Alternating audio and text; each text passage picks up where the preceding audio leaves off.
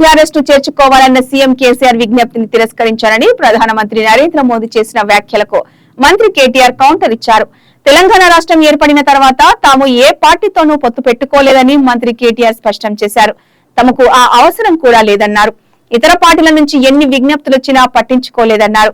తాము fighters, cheaters కాదు అని స్పష్టం చేశారు. ఈ మేరకు కేటీఆర్ ట్వీట్ చేశారు. అవసరమైతే బీఆర్ఎస్ తో కలిసి పని చేస్తామని బీజేపీ ఓబీసీ మోర్చా జాతీయ అధ్యక్షుడు కె లక్ష్మణ్ చెప్పిన న్యూస్ క్లిప్పింగ్ ను షేర్ చేశారు.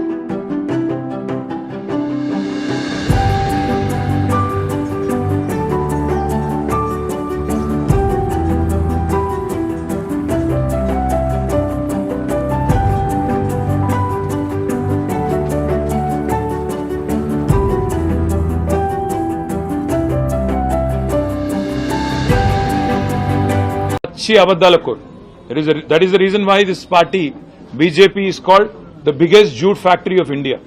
The biggest Jumla factory and jute factory of India is Bharatiya Janata Party, and the chancellor of this university, the WhatsApp university which propagates all this nonsense, is Prime Minister Narendra Modi himself. What I found amusing are the white lies of Honorable Prime Minister, clearly fabricated, and I think he should start writing scripts for movies. He'll make a great storyteller and a great story writer. తప్పకుండా మంచి మంచి స్టోరీలు రాయొచ్చు ప్రధానమంత్రి గారు. Oscar award కూడా వచ్చినా వస్తుంది. ఆయన యాక్టింగ్ కి, ఆయన స్క్రిప్ట్ రైటింగ్ స్కిల్స్ కి డెఫినెట్ గా ప్రయత్నం చేస్తే మంచిది. This prime minister is so inconsistent. He says on the one hand BRS has funded Congress in Karnataka and he says that he has not allowed us into NDA. हमें कोई पागल कुत्ता ने काटा है क्या कि NDA में हम जाके शामिल हो जाएं?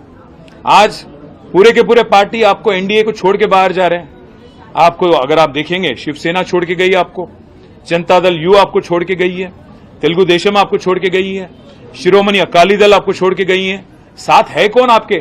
CBI, ED, IT, इनके अलावा है कौन आपके एनडीए में? आज प्राइम मिनिस्टर ये मानते हैं अपने आप को कि वो बहुत क्लीन आदमी है और बाकी पूरा दुनिया करप्ट है. प्राइम मिनिस्टर को मैं याद दिलाना चाहता हूं, क्या हो गया हिमंत बिस्वा शर्मा पे जो केस था, आपके पार्टी में शामिल हो गए, केस गायब. हमारे यहाँ के जो MP हैं, CM रमेश और सुजना चौधरी, उन पे आरोप लगाए, केस भी लगाए, ED, CBI, IT. क्या हो गया केसों का? नारायण राणे पे केस क्या हो गया? ज्योतिरादित्य पे, सिंधिया पे जो केस थे, आपके साथ शामिल होने के बाद क्या हो गया? और आप जब बात करते हो प्राइम मिनिस्टर साहब कि फैमिली पॉलिटिक्स, डायनेस्टी, मैं आपसे पूछना चाहता हूं, है कौन अनुराग ठाकुर? धुमाल के बेटे नहीं है? ज्योतिरादित्य सिंधिया कौन है? माधवराव जी के बेटे नहीं है क्या? है कौन जय शाह?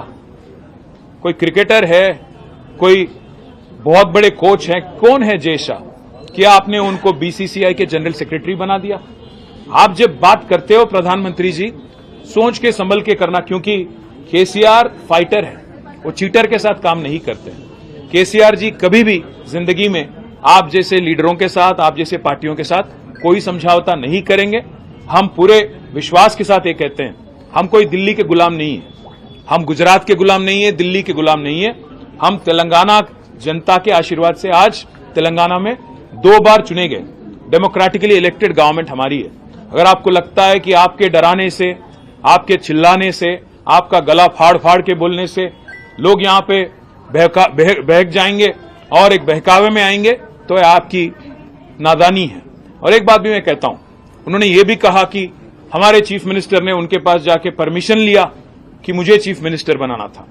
मैं प्रधानमंत्री जी को याद दिलाना चाहता हूं, अगर हमारी पार्टी की कोई फैसला अगर लेना है तो हमारे पार्टी के विधायक लेंगे, हमारे पार्टी के पॉलिट ब्यूरो लेंगी.